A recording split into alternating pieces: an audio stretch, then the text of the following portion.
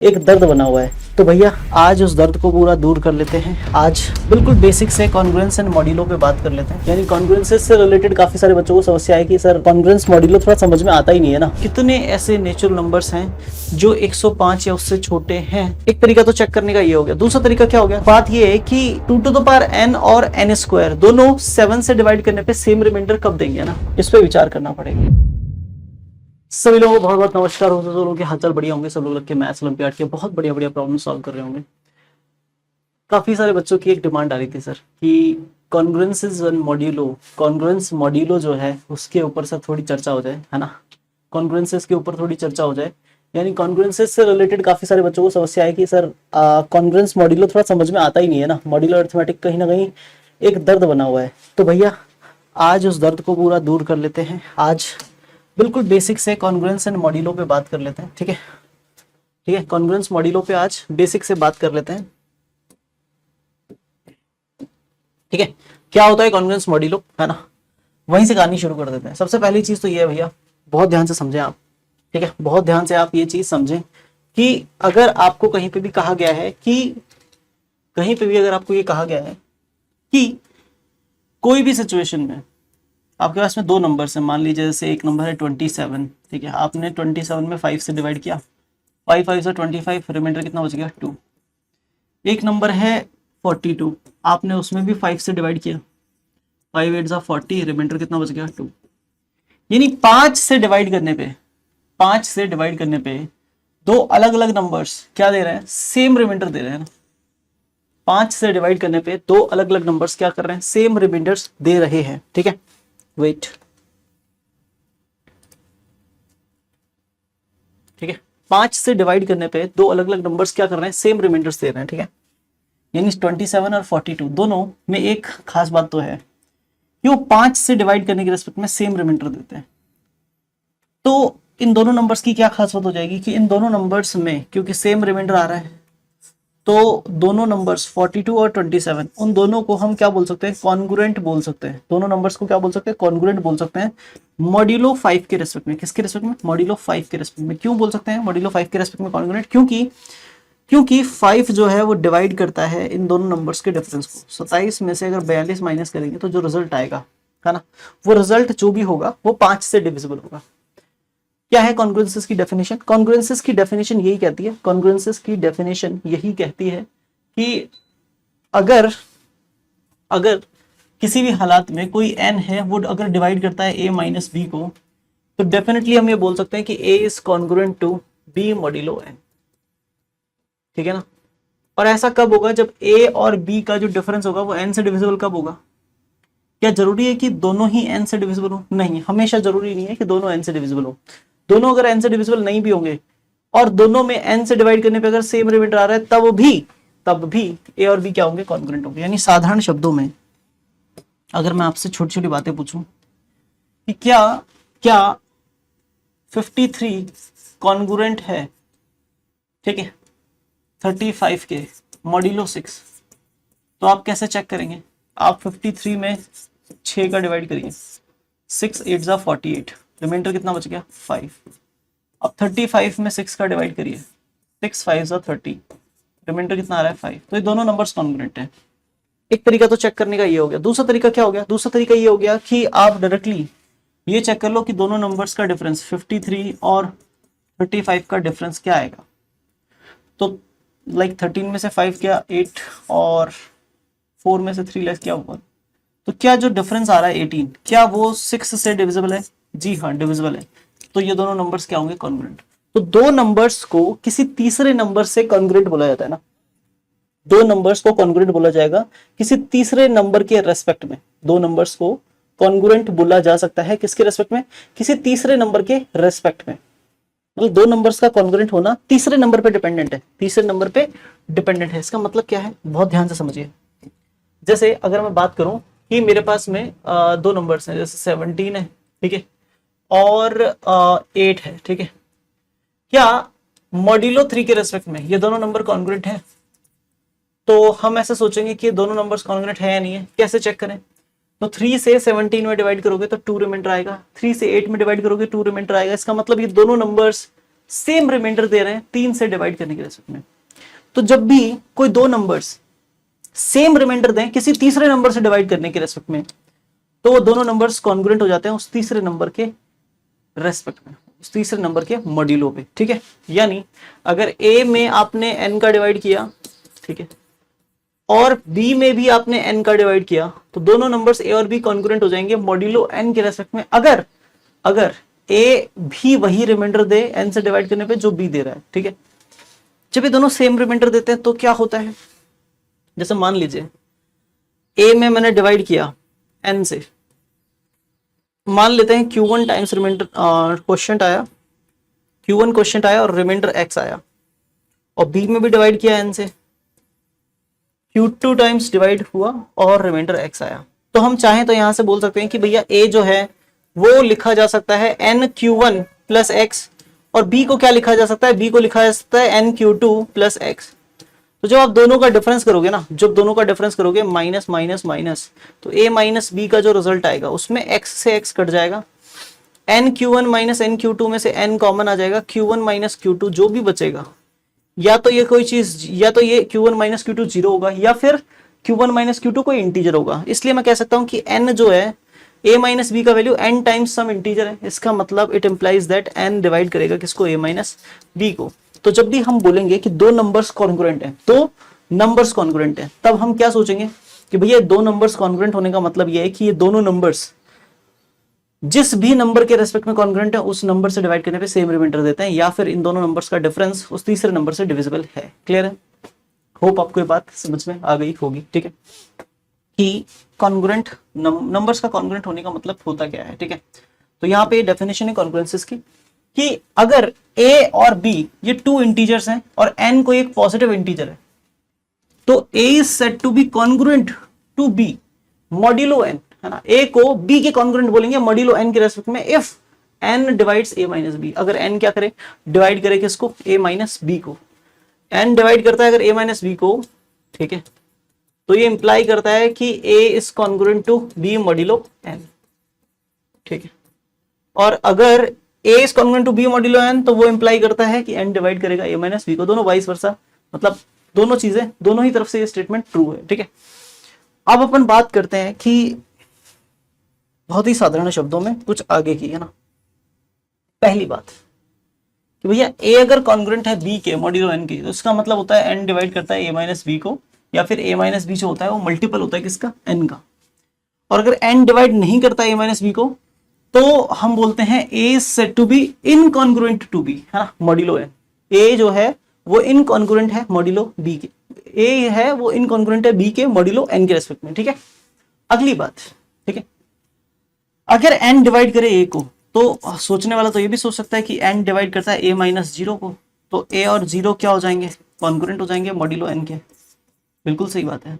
तो अगर n divide करता है a को, तो n डिवाइड करता है a माइनस जीरो को भी, तो a और जीरो कॉन्ग्रुएंट हो जाएंगे मॉड्यूलो n के रेस्पेक्ट में। तो इसका इंप्लीकेशन ये आ जाता है, ठीक है। होप आपको ये बात समझ में आई होगी, ठीक है। नेक्स्ट, अब आप समझिए ना एक छोटा सा एग्जांपल। अगर मैंने जैसे आपसे पूछा कि क्या 32 और 17 दोनों कॉन्ग्रुएंट है मॉड्यूलो 5 के, क्या मॉड 5 पे दोनों कॉन्ग्रुएंट है, तो आपने कहा हाँ सर, 5 6 30 रिमाइंडर 2, 5 3 15 रिमाइंडर 2, दोनों साइड रिमाइंडर 2 आ रहा है 5 से डिवाइड करने पे, या फिर 32 में से 17 लेस किया तो 15 बचता है और उसको सिर्फ 5 डिवाइड करता है, ठीक है। बिल्कुल सही बात है। लेकिन लेकिन लेकिन लेकिन क्या 32 और 17 हमेशा कॉन्ग्रुएंट होगी? नहीं, 32 और 17 यहां पर सिर्फ मॉड 5 के रेस्पेक्ट में कॉन्ग्रुएंट है। अगर मैं यहाँ पे मॉड 4 कर दूं तो क्या ये कॉन्ग्रुएंट है? नहीं है, तो इसको काट देंगे बीच में से। 32 और 17 4 से डिवाइड करने पे कॉन्ग्रुएंट नहीं है। 32 और 17 अगर फिर से देखा जाए तो क्या वो कॉन्ग्रुएंट है मॉड्यूलो 3 पे? 3 से डिवाइड करने पे क्या दोनों कॉन्ग्रुएंट है? क्या 3 से डिवाइड करने पे दोनों कॉन्ग्रुएंट है? यस, 3 से डिवाइड करने पे दोनों कॉन्ग्रुएंट है। क्या 2 से डिवाइड करने पे दोनों कॉन्ग्रुएंट है? क्या 2 से डिवाइड करने पे दोनों कॉन्ग्रुएंट है? तो एक इवन नंबर है वो 2 से डिविजिबल होगा, 0 रिमाइंडर देगा। एक ऑड नंबर है वो 2 से डिवाइड करने पे 1 रिमाइंडर देगा। तो दोनों कॉन्ग्रुएंट नहीं है, दोनों में सेम रिमाइंडर नहीं आता है। क्या 32 और 17 कॉन्ग्रुएंट है 11 से डिवाइड करने पे? 11 से डिवाइड करेंगे 17 में तो रिमाइंडर आएगा 6, 32 में डिवाइड करेंगे रिमाइंडर आएगा 11। 10 सॉरी है ना, दोनों कॉन्ग्रुएंट नहीं है। तो साधारण शब्दों में दो नंबर्स अगर कॉन्ग्रुएंट है तो दो नंबर्स कॉन्ग्रुएंट होते हैं किसी तीसरे नंबर की वजह से, और उस तीसरे नंबर के रहने तक, वो तीसरा नंबर जब तक मॉड्यूलो के अंदर लिखा हुआ है तब तक ही वो दो नंबर कॉन्ग्रुएंट है। आप ये मत समझ लेना कि 32 और 17 हमेशा कॉन्ग्रुएंट है, नहीं, 32 और 17 सिर्फ कॉन्ग्रुएंट है मॉड्यूलो 5 के रेस्पेक्ट में बस। ठीक है, ठीक है, हर बार आपको चेक करना होता है। अब आती है कुछ प्रॉपर्टीज। अब ये प्रॉपर्टीज में अपन ट्राई करेंगे कि इनका प्रूफ भी देखें। ठीक है, तो सबसे पहली चीज क्या है कि a is congruent to a modulo n, है ना। मतलब कोई भी नंबर जो होता है वो हमेशा खुद के कॉन्ग्रुएंट होता है, कोई भी नंबर हमेशा खुद के क्या होता है, कॉन्ग्रुएंट होता है। कोई भी नंबर हमेशा खुद के कॉन्ग्रुएंट होता है। कॉन्ग्रुएंट जैसे कॉन्ग्रुएंट फिगर्स थे ना, ठीक है, कॉन्ग्रुएंट फिगर्स वो होते हैं जिनकी शेप भी सेम होती है, साइज भी इक्वल होती है ना। ठीक है, कॉन्ग्रुएंट नंबर्स में क्या होगा, कॉन्ग्रुएंट नंबर्स में नंबर्स की कॉन्ग्रुएंसी डिपेंड करती है रिमाइंडर्स के बेस पे। ठीक है, तो अगर n से डिवाइड करने पे a में जो रिमाइंडर आ रहा है वही रिमाइंडर n से डिवाइड करने पे a में आएगा, तो कोई भी नंबर हमेशा खुद के क्या होगा, कॉन्ग्रुएंट होगा। वही सेम बात है, कोई भी ज्योमेट्रिकल फिगर हमेशा खुद के क्या होता है, कॉन्ग्रुएंट होता है। ठीक है, सेम ही बात फॉलो हो रही है। सेकंड पॉइंट बहुत ही इंपॉर्टेंट, अगर a कॉन्ग्रुएंट है b के तो b भी कॉन्ग्रुएंट होता है a के मॉड्यूलो n के रेस्पेक्ट में। ठीक है, मतलब आप a और b की सिचुएशन, जो a और b के प्लेसेस हैं उनको स्वैप कर देंगे तो कॉन्ग्रुएंसी पे कोई फर्क नहीं पड़ता है, कॉन्ग्रुएंसी मेंटेन्स दी सेम। तीसरा पॉइंट, अगर a कॉन्ग्रुएंट है b के और b कॉन्ग्रुएंट है c के, ठीक है ना, मॉड्यूलो n के रेस्पेक्ट में, ठीक है, तो a भी कॉन्ग्रुएंट होगा किसके, c के मॉड्यूलो n के रेस्पेक्ट में, for all integers a b c, for all integers a b c के लिए। ठीक है, मतलब अगर a और b कॉन्ग्रुएंट है, b और c कॉन्ग्रुएंट है मॉड्यूलो n के रेस्पेक्ट में, तो a और c भी कॉन्ग्रुएंट होंगे। इसको कैसे प्रूव करेंगे, तो क्योंकि a कॉन्ग्रुएंट है b के मॉड्यूलो n, ठीक है ना, प्रूफ बता रहा हूँ थर्ड पॉइंट का। ठीक है, तो ये इंप्लाई करता है कि n डिवाइड करेगा a माइनस b को। ठीक है, और b कॉन्ग्रुएंट है किसके, c के मॉड्यूलो n। ठीक है, तो इसका मतलब n डिवाइड करता है b माइनस c को। क्या मैं इन दोनों को जोड़ दूं, ये इंप्लाई करेगा n डिवाइड करेगा a minus B plus b minus c को। ठीक है, तो b से भी कट जाएगा, तो यहाँ पे आ जाएगा n divides a minus c। और अगर n डिवाइड करता है a माइनस c को, तो क्या हम ये कह सकते हैं कि a is congruent to c modulo n हो जाएगा। जी हाँ, हम ये ऐसा बोल सकते हैं। ठीक है, तो this is true, this is hence proved, है ना, मतलब ये हमने प्रूफ कर दिया है। चलिए फोर्थ प्रॉपर्टी पे बात करते हैं। Fourth property again important property है कि अगर a कॉन्ग्रुएंट है b के मॉड्यूलो n के रेस्पेक्ट में और c कॉन्ग्रुएंट है d के मॉड्यूलो n के रेस्पेक्ट में, यानी मॉड में जो नंबर है वो सेम है, a और b आपस में कॉन्ग्रुएंट है, c और d आपस में कॉन्ग्रुएंट है। ठीक है, ठीक है, तो हम क्या बोल सकते हैं, तो हम ये बोल सकते हैं कि इन दोनों कॉन्ग्रुएंसेस को हम ऐड कर दें, सब्ट्रैक्ट कर दें, मल्टीप्लाई कर दें, या दोनों का कोई लीनियर कॉम्बिनेशन निकाल लें, रिजल्ट हमेशा सेम आता है। How to prove this, how to prove this. सबसे पहली चीज देखो, a is congruent to b modulo n का मतलब क्या होता है, इसका मतलब होता है सर n डिवाइड करता है a माइनस बी को। मैंने कहा बहुत सही। और c congruent to d modulo n कितना होगा, उसको क्या बोल सकते हैं, उसको बोल सकते हैं कि सर n डिवाइड करता है किसको, c माइनस d को। बिल्कुल सही बात है, n डिवाइड करता है इसको भी, n डिवाइड करता है इसको भी, तो क्या मैं ये बोल सकता हूँ n डिवाइड करेगा दोनों के सम को भी, बिल्कुल बोल सकते हैं। तो इसको थोड़ा तमीज से लिख दें अगर, तो a और c को प्लस में लिख दें, और माइनस का b और माइनस का d दोनों में से माइनस कॉमन लेके b प्लस डी लिख दें, तो क्या हम ये बोल सकते हैं कि a plus C minus b plus d, इसको n डिवाइड करता है, तो उसका मतलब a plus c will be congruent to b plus d, है ना। ठीक है, मॉड्यूलो n ऐसा बोल देंगे तो क्या हमारा फर्स्ट वाला प्रूव हो जाएगा, बिल्कुल प्रूव हो जाएगा। अगर मैं इन दोनों को ऐड करने की बजाय ना, इन दोनों को ऐड करने की बजाय सब्ट्रैक्ट करा देता तो सेकंड वाला आ जाता, इन दोनों को मल्टीप्लाई करा देता तो, इन दोनों को मल्टीप्लाई करा देता तो, है ना, इन दोनों को मल्टीप्लाई करा देता तो थर्ड वाला प्रूव हो जाता।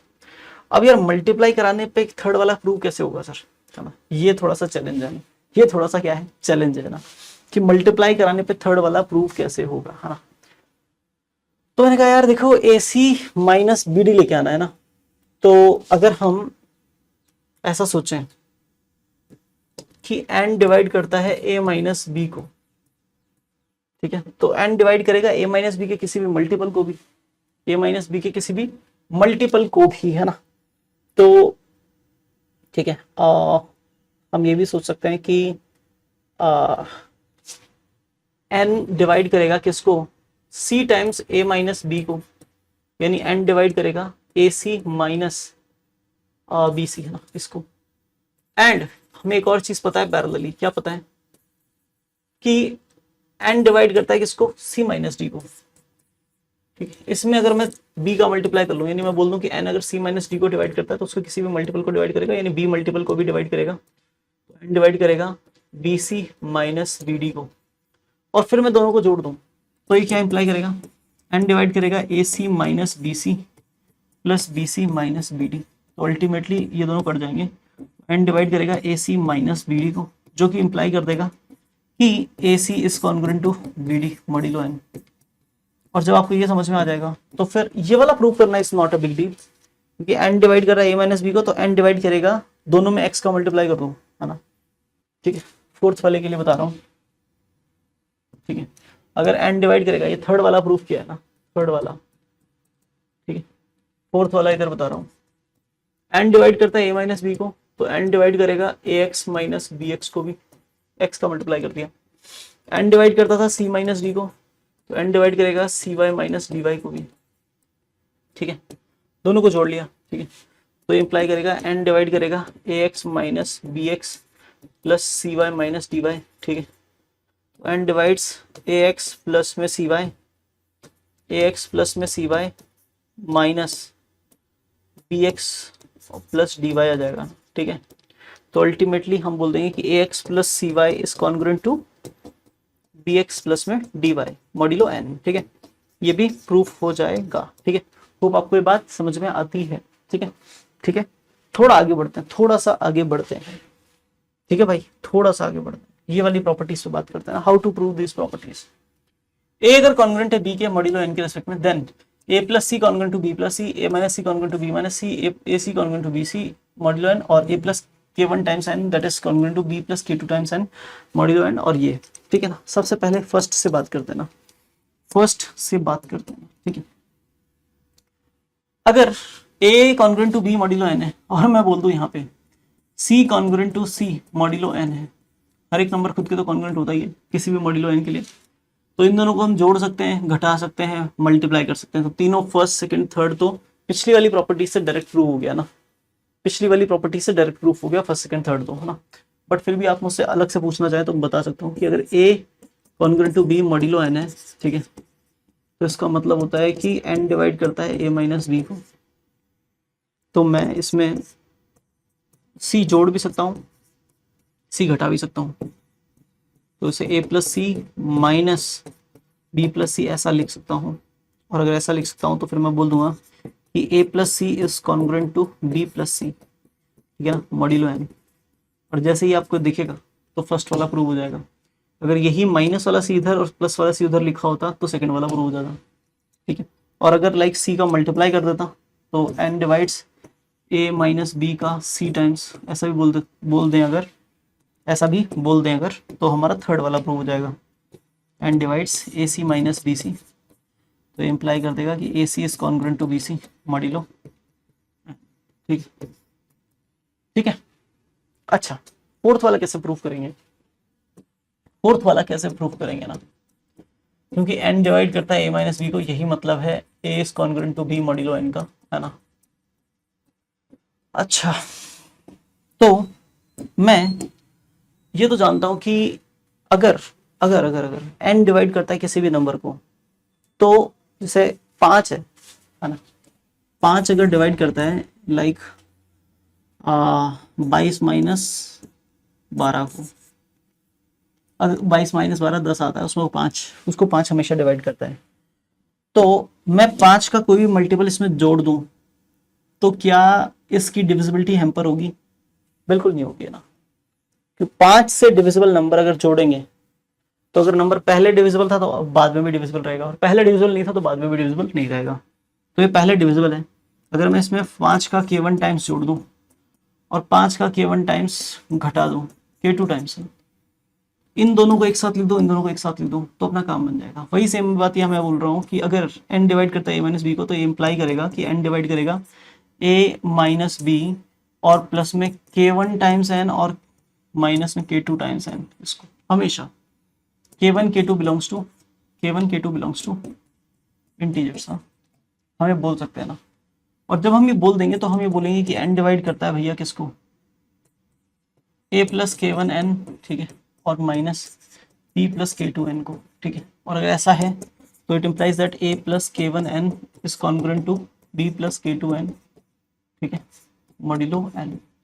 भैया ये फोर्थ वाला प्रूव हो जाएगा, ठीक है।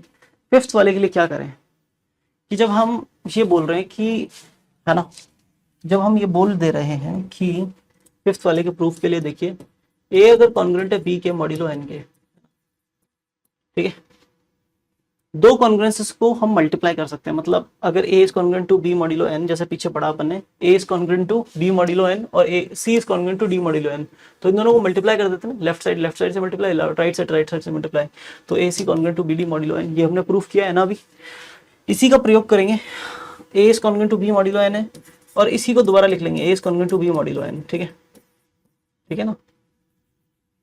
तो क्या हम इन दोनों को मल्टीप्लाई करके a square is congruent to b square modulo n बोल सकते हैं?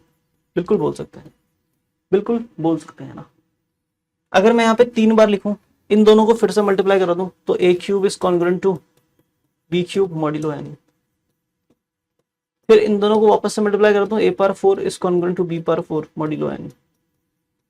और आप जितना वापस मल्टीप्लाई कराते जाओगे, है ना, आप हमेशा m अगर कोई भी पॉजिटिव इंटीजर है तो वहां तक आप इस चीज को ले जा सकते हैं। यानी आप दोनों साइड कोई भी पावर डायरेक्टली रेस करो या फिर मल्टीप्लाई करके लेके आओ, रिजल्ट सेम आएगा। तो डायरेक्टली अपन इस चीज को यूज करते हैं, ठीक है।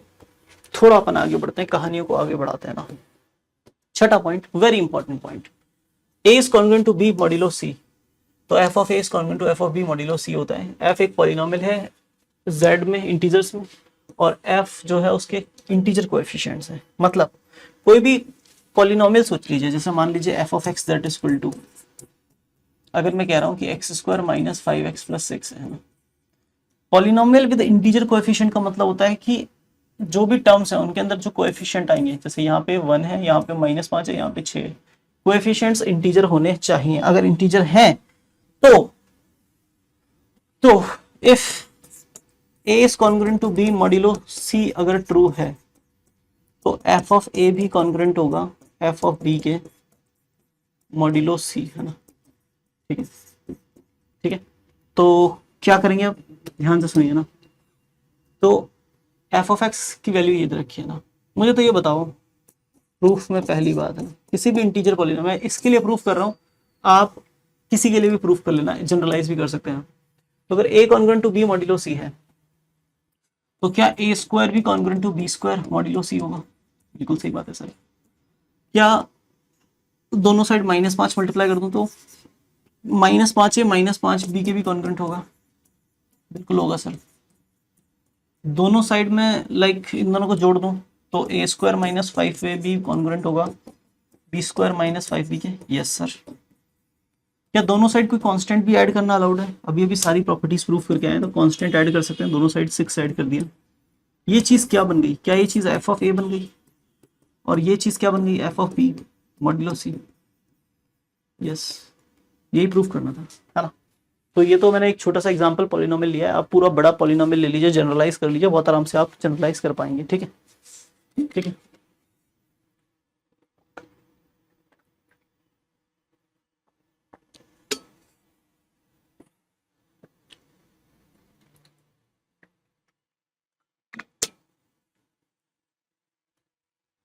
थोड़ा आगे बढ़ते हैं, ठीक है, थोड़ा आगे बढ़ते हैं, ठीक है।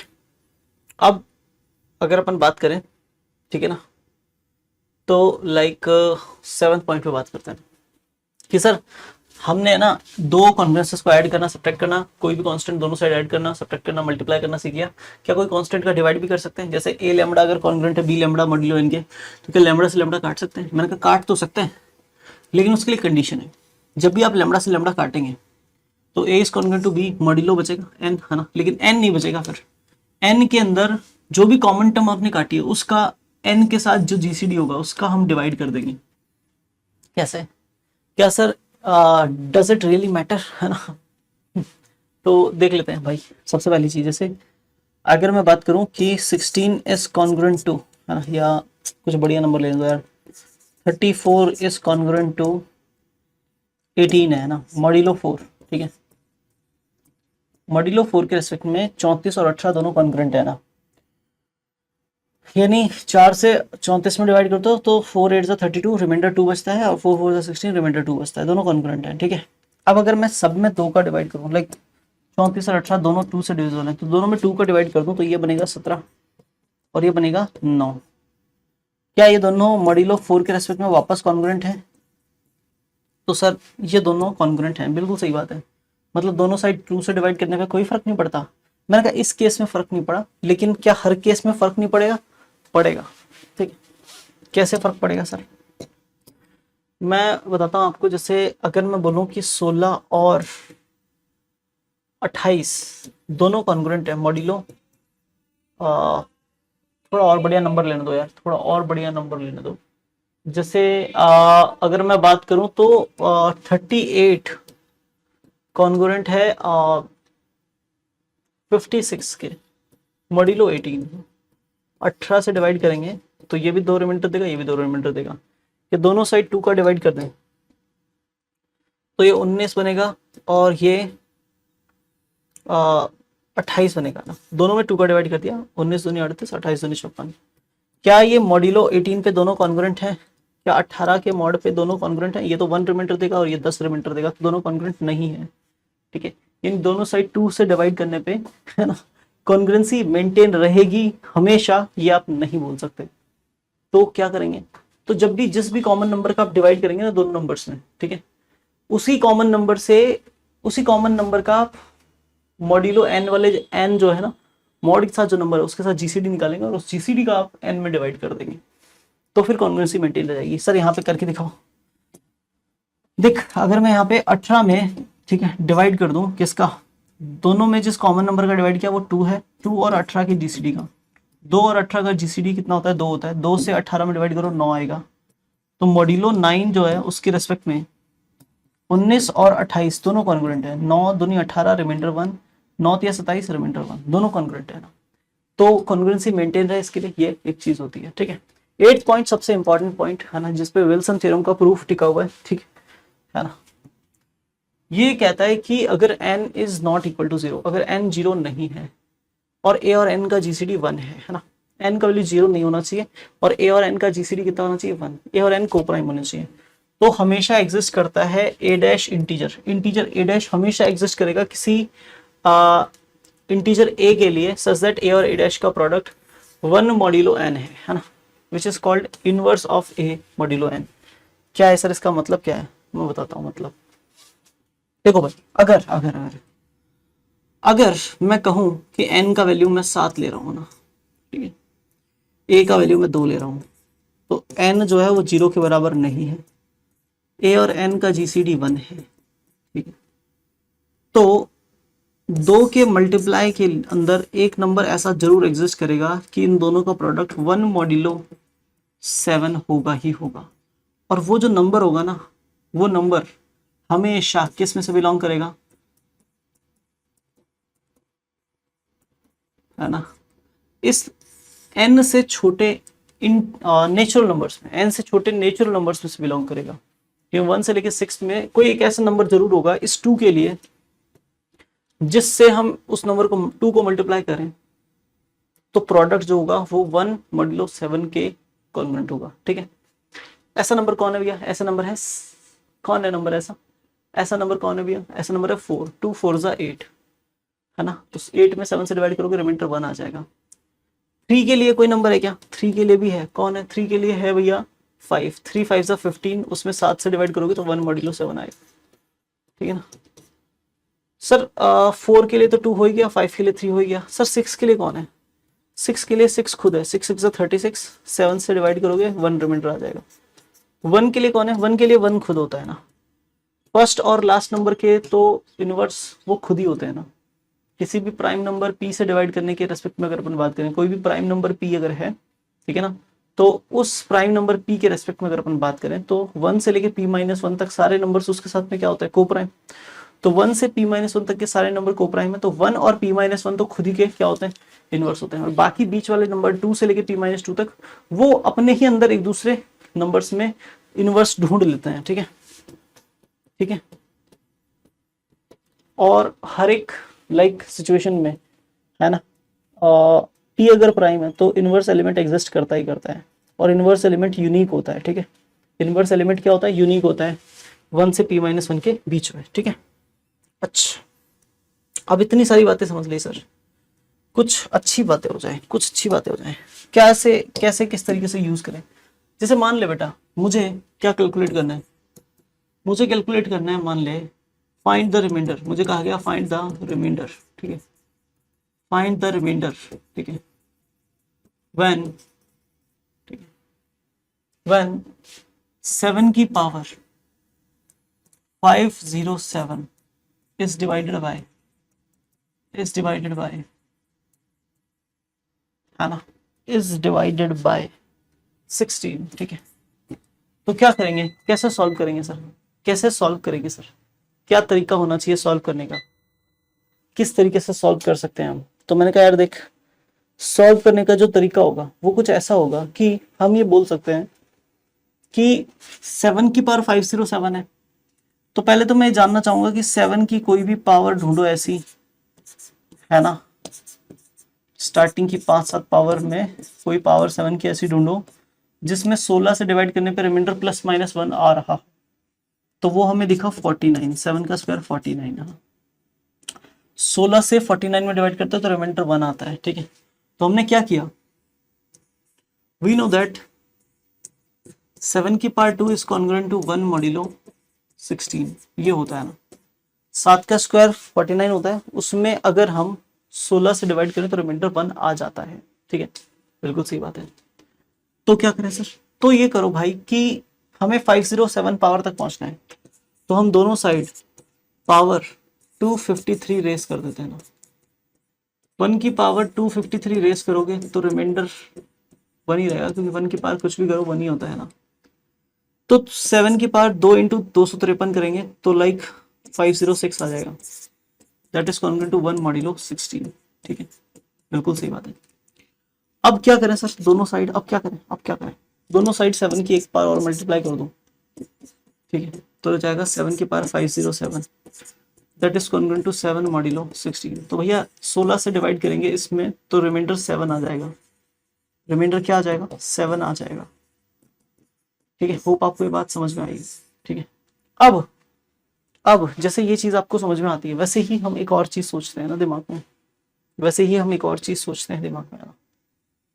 ठीक है, अब जैसे ये क्वेश्चन है ना, ये क्वेश्चन क्या कहता है, what is the remainder, what is the remainder when k equal to 0 से लेके 100 तक समेशन टूल में 10 to the power k is divided by 9, is divided by 9। हाँ, तो सबसे पहली चीज आप ऐसे समझिए, है ना, बेसिक पॉइंट्स है ना, 10 की कोई भी पावर है ना, कोई भी सिचुएशन में है ना, कोई भी सिचुएशन में आप ये जानते हैं, वी नो दैट, हम जानते हैं, क्या जानते हैं कि 10 की कोई भी पावर, वैसे जनरली 10 में अगर हम 9 से डिवाइड करें तो रिमाइंडर कितना आता है, 1 आता है। दोनों साइड आप स्क्वायर करोगे तो भी रिमाइंडर 1 ही आएगा, 1 का स्क्वायर 1 हो जाएगा। दोनों साइड आप क्यूब करोगे तो भी रिमाइंडर 1 ही आएगा। सो ऑन 10 की पावर आप लाइक 100 करोगे तो भी रिमाइंडर 1 ही आएगा मॉड्यूलो 9 के रेस्पेक्ट में। 10 की पावर 0 करोगे तो वो भी 1 ही रिमाइंडर देगा मॉड्यूलो 9 के रेस्पेक्ट में। क्या मैं इन सबको जोड़ दूं, बिल्कुल जोड़ सकते हैं। तो इंप्लाई करेगा 10 की पावर 0 प्लस 10 की पावर 1 प्लस 10 की पावर 2 से लेके 10 की पावर 100 तक, दैट इज कॉन्ग्रुएंट टू क्या हो जाएगा, 1 प्लस 1 प्लस 1 प्लस 1 सो 1 है ना। तो भैया ये 1 कितने टाइम्स आएंगे, मॉड्यूलो 9 कितने टाइम्स 1 आएंगे, जितने टाइम्स ये टर्म्स थी 0 से लेके 100 तक टोटल कितने इंटीजर होते हैं, 101 इंटीजर होते हैं। तो भैया यहाँ पे 1 कितने टाइम्स होगा, 101 टाइम्स, 101 टाइम्स। तो ये जो पूरी चीज बनी है ना, ध्यान से सोचिए, समेशन टूल में k इक्वल टू 0 से लेके 100 तक 10 टू द पावर k ही है, और इसका वैल्यू कितना आ जाएगा, 101 मॉड्यूलो 9। 101 में भी मैंने 9 से डिवाइड कर दिया, ठीक है, 9 वन जा 9, कितना बचेगा 1, देन 1, 9 वन जा 9, बचेगा कितना 2। तो भैया समेशन टूल में k इक्वल टू 0 से लेके 100 तक 10 टू द पावर k जो है that is congruent to 2 modulo 9। तो भैया 2 रिमाइंडर आ जाएगा, रिमाइंडर कितना आ जाएगा 2 आ जाएगा। ठीक है, यहाँ तक की कहानी होती तो फिर भी ठीक होता था, यहाँ तक की ही सिर्फ कहानी होती तो फिर भी ठीक होता था। बट अब थोड़ी सी बातें और करते हैं। जैसे मान लीजिए एक ये बढ़िया बेहतरीन सवाल है ना, इस पर चर्चा करते हैं। ये क्वेश्चन क्या कहते हैं, ये क्वेश्चन कहता है कि how many natural numbers n less than equal to 105, कितने ऐसे नेचुरल नंबर्स हैं जो 105 या उससे छोटे हैं, सच दैट जिनके लिए 7 डिवाइड करता है 2 to the power n minus n square को, 2 to the power n minus n square को डिवाइड करता है। तो सबसे पहली चीज सोल्यूशन में जो बात दिमाग में आएगी कि भैया 7 अगर डिवाइड करता है ना 2 to the power n minus n square को, तो इसका मतलब क्या है, इसका मतलब यह है कि हम इसको कॉन्ग्रुएंसेस में चेंज कर सकते हैं। कॉन्ग्रुएंसेस में चेंज करेंगे तो क्या होगा, कॉन्ग्रुएंसेस में अगर इसको चेंज करेंगे तो क्या होगा, तो भैया कॉन्ग्रुएंसेस में अगर इसको चेंज करने पे बात करें तो भैया होगा ये कि हम ये कह सकते हैं it implies that 2 to the power n is congruent to n square हो जाएगा मॉड्यूलो 7 के रेस्पेक्ट में ना। अब बात ये है, अब बात ये है कि 2 टू द पावर n और n स्क्वायर दोनों 7 से डिवाइड करने पे सेम रिमाइंडर कब देंगे ना, इस पे विचार करना पड़ेगा। तो सबसे पहले मैंने सोचा 2 की पावर्स क्या क्या रिमाइंडर दे सकती हैं, 2 की पावर्स, तो 2 टू द पावर अगर 1 रखते हैं क्योंकि हमें नेचुरल नंबर चाहिए तो 1 से ही शुरू करेंगे, तो 2 to the power 1 is congruent to 2 modulo 7 होता है। ठीक है, 2 टू द पावर 2 जो होता है 4, वो 2 टू द पावर 2 यानी 4 जो होता है वो 4 रिमाइंडर देता है 7 से डिवाइड करने पे। 2 टू द पावर 3 जो होता है 8, वो रिमाइंडर देता है 1 मॉड्यूलो 7। फिर 2 टू द पावर 4 16 करोगे, 16 में 7 से डिवाइड करोगे तो 2 रिमाइंडर आएगा। ठीक है, 2 टू द पावर 5 32 होता है, उसमें 7 से डिवाइड करोगे तो रिमाइंडर 4 आएगा मॉड्यूलो 7। और 2 टू द पावर 6 64, उसमें 7 से डिवाइड करोगे रिमाइंडर 1। तो आपने एक चीज ऑब्जर्व कर ली कि भैया 2 की पावर्स में जो रिमाइंडर क्लास होती है वो 241 241 241 चलती है ना। पहले 3 241 आएंगे रिमाइंडर, फिर वापस अगले 3 241, पहले 3 241 आए, फिर से अगले 241 आए, फिर से अगले 241 आएंगे एंड सो ऑन चलता रहेगा ना। तो हर 3 की साइकिल में रिमाइंडर रिपीट होता है ना। ठीक है ना, हर 3 की साइकिल में रिमाइंडर रिपीट होता है ना। तो भैया ये जो चीज है ना, this thing is periodically 241 modulo 7 है ना। अब एन स्क्वायर की बात कर लेते हैं कि कोई भी नंबर का स्क्वायर जो रिमाइंडर देता है उस पर क्या कहानी है। तो भैया कोई भी नंबर का स्क्वायर क्या क्या रिमाइंडर देता है ना। तो भैया 1 का स्क्वायर 1 होता है, वो 1 रिमाइंडर देगा। 2 का स्क्वायर 4 होता है, 7 से डिवाइड करने पे 4 रिमाइंडर देगा। 3 का स्क्वायर 9 होता है, वो 7 से डिवाइड करने पे 2 रिमाइंडर देगा। 4 का स्क्वायर 16, 7 से डिवाइड करने पे 7 दूनी 14, 2 रिमाइंडर देगा। ठीक है ना। 5 का स्क्वायर 25, वो 7 से डिवाइड करने में 4 रिमाइंडर देगा। ठीक है ना। 6 का स्क्वायर 36, वो 7 से डिवाइड करने पे 1 रिमाइंडर देगा। 7 का स्क्वायर 49, वो 0 रिमाइंडर देगा मॉड्यूलो 7 के रेस्पेक्ट में। और यही रिमाइंडर्स रिपीट होंगे ना, यही रिमाइंडर्स क्या होंगे, रिपीट होंगे। अच्छा, तो ये जो रिमाइंडर देगा वो देगा 142, ठीक है, 142 241 0 मॉड्यूलो 7 है ना। इसकी साइकिल जो है, इसकी साइकिल है साइकिल ऑफ 7 टर्म्स है ना। और इसकी साइकिल जो है वो साइकिल ऑफ 3 टर्म्स। ठीक है ना। तो हमें जो सारे नंबर्स को डिवाइड करना होगा तो हम एलसीएम लेंगे 3 और 7 का, तो वो आएगा 21। तो we have to think about every 21 numbers, हर एक 21 नंबर के सेट में देखना होगा कि कितने ऐसे नंबर हैं जिसके लिए 7 से डिवाइड करने पे दोनों नंबर सेम रिमाइंडर देते हैं।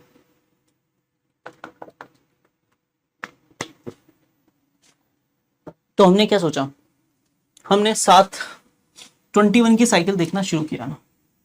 ठीक है, तो हमने क्या बोला आपको कि भैया अगर आपसे पूछा जाए n इक्वल टू 1 से लेकर के हम ट्राई कर रहे हैं कि 2 की पावर n क्या रिमाइंडर देगा और n स्क्वायर क्या रिमाइंडर देगा ना, ठीक है ना।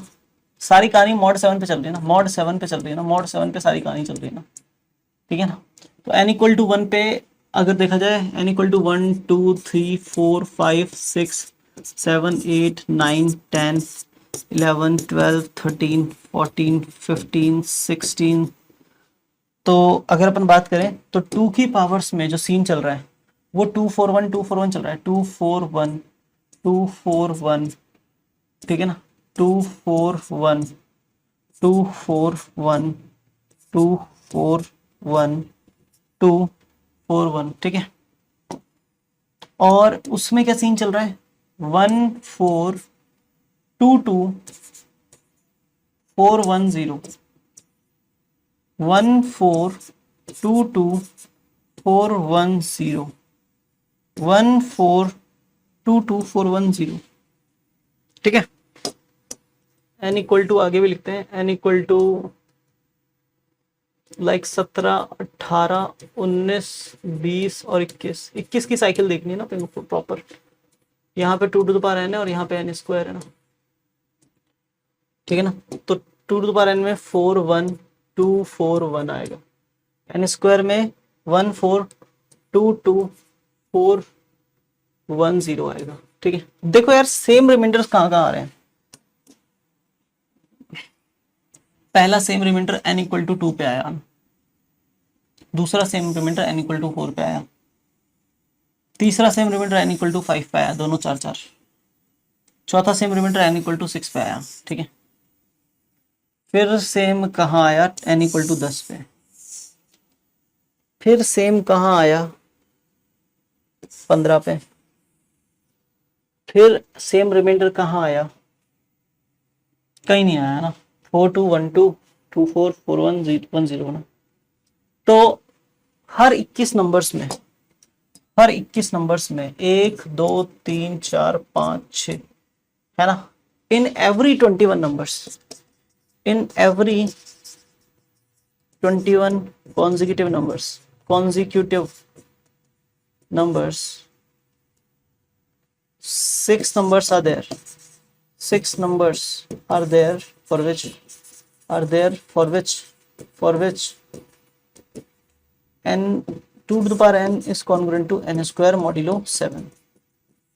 हर 21 नंबर्स में से 6 नंबर ऐसे हैं जिनके लिए है ना ये दोनों कॉन्ग्रुएंट होते हैं। तो मुझे टोटल कितने नंबर्स में ढूंढना है, 105 तक, 1 से लेके 105 तक। फॉर 1 से greater equal n less than equal to 105 there will be, क्योंकि 21 के 105 में 5 सेट बनते हैं और हर एक में 6 सोल्यूशन आ रहे हैं, तो 6 इंटू 5 यानी 30 natural numbers, there will be 30 natural numbers, ठीक है ना। For which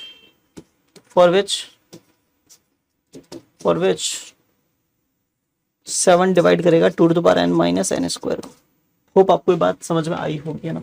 7 numbers will be there, ठीक है, ओके, ठीक है। होप आपको ये कहानी समझ में आई होगी, है ना। बहुत ही शानदार ये सवाल था, ठीक है, जिसको अपन ने सॉल्व किया, ठीक है। अपन ऐसे ही बात कर लेते हैं एक और सवाल पे, लाइक जैसे अगर मैं आपसे बात करूँ ना कि भैया, है ना, कि भैया ये बताइए कि क्वेश्चन है हाउ मेनी नंबर्स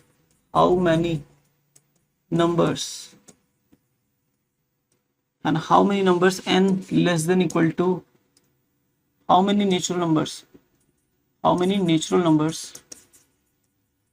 ठीक है, how many natural numbers n less than equal to 100 are there, ठीक है, for which ठीक है ना 7 डिवाइड करे किसको, 7 डिवाइड करे किसको, क्या बोले 3 to the power n minus n square. क्या ये क्वेश्चन सॉल्व कर सकते हैं आप लोग, एक क्वेश्चन ऐसा हो सकता है for how many natural numbers n less than equal to 200 are there for which, ठीक है, आर देयर फॉर विच, ठीक है, 17 divides 2 to the power n minus n square, ठीक है। ये क्वेश्चन आप बहुत आसानी से सॉल्व कर सकते हैं, है ना। ये बहुत ही मतलब बढ़िया सीरीज ऑफ क्वेश्चंस है जो इसमें अपन बना सकते हैं, जितने चाहे उतने।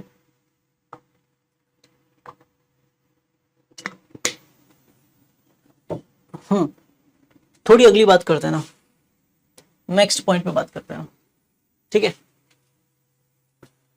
जैसे मान लीजिए इस टाइप का थॉट है ना, ठीक है, अगर 9 डिवाइड करता है A square plus B square plus C square को, देन प्रूव दैट 9 डिवाइड्स या तो A square minus B square या B square minus C square या फिर C square minus A square, ठीक है।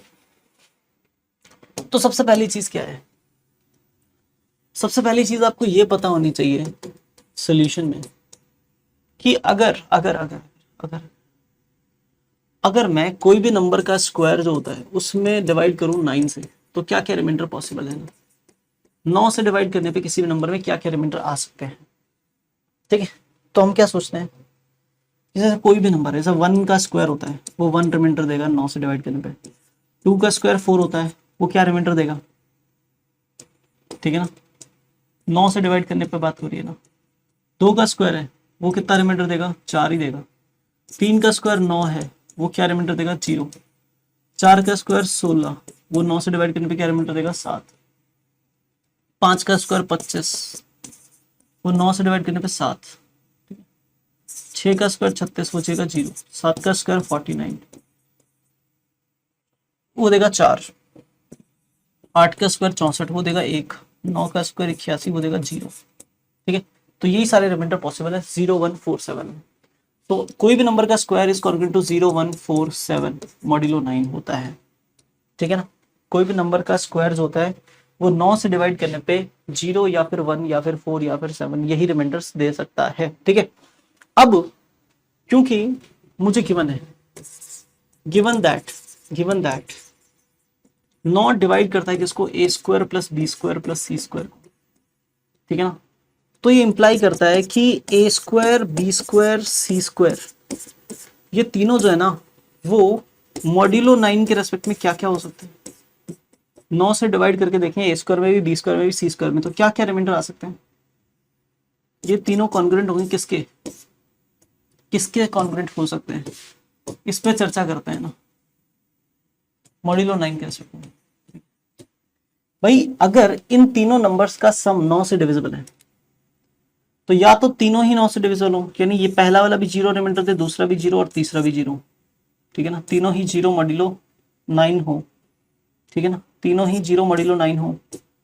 दूसरा, अगर तीनों में से कोई एक अगर 0 नहीं होना चाहता तो वो 1 नहीं हो सकता, 4 नहीं हो सकता, 7 नहीं हो सकता। तो कोई एक 0 ना हो ऐसा पॉसिबल नहीं है। दो अगर 0 ना हो तो, दो जने अगर 0 ना हो तो बाकी दोनों का सम 9 बनना चाहिए। तो 1 + 4 9 नहीं बनता, 1 + 7 9 नहीं बनता, 4 + 7 9 नहीं बनता। तो कोई दो 0 ना हो ऐसा भी नहीं होगा, या तो तीनों 0 होंगे या फिर तीनों 0 नहीं होंगे। जब तीनों 0 नहीं हो तो तीनों के रिमाइंडर्स का सम 9 होना चाहिए। तीनों के रिमाइंडर्स का सम 9 होना है तो एक 4 हो जाए, एक 1 हो जाए, दूसरा 4 और तीसरा भी 4। ये एक पॉसिबिलिटी है ना, बिल्कुल सही बात है। तीनों का सम 9 हो गया, तीनों रिमाइंडर्स का सम, तो 9 से डिवाइड करने पे 0 रिमाइंडर दे जाएगा, तो 9 डिवाइड करेगा A square plus B square plus C square, ये एक पहली पॉसिबिलिटी हो गई। दूसरा, अगर मैं बोलूं कि कोई दो जने 1 हो, एक जना 1 हो तब तो ये हो गया, दो जने 1 हो तो तीसरे वाले को 7 होना पड़ेगा ताकि सम 9 हो जाए। बिल्कुल सही बात है। तीनों 1 हो नहीं सकते, 2 1 हो गए, 1 1 हो गया। अब हम ये सकते हैं कि हम ये सोचते हैं कि कोई भी 1 ना हो, जैसे कोई भी 0 ना हो, कोई भी 1 ना हो, तो फिर अगर कोई एक जना 7 होना चाहता है तो 7 के साथ में, है ना, हमें टोटल 9 से डिविजिबल नंबर बनाना है, तो दूसरा नंबर भी 7 ही लेना पड़ेगा। 7 7 14 और 4 18, यही पॉसिबिलिटी होगी ना, ठीक है। इसके अलावा और कोई पॉसिबिलिटी पॉसिबल नहीं है ना। 2 बार 4 लेंगे तो 1 आ चुका है, 2 बार 7 लेंगे तो 4 आएगा, 2 बार 1 लेंगे तो 7 आएगा। या तो A square comma B square comma C square इस फॉर्मेट का होगा, या फिर इसका, या फिर इसका, या फिर इसका। इन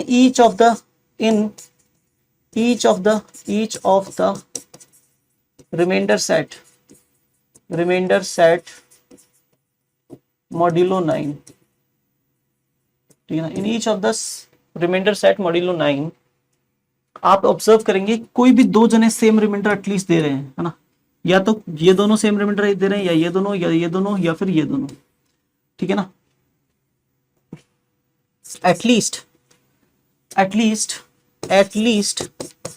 ध्यान से ऑब्जर्व करें तो at least 2 out of a square b square c square are having same remainders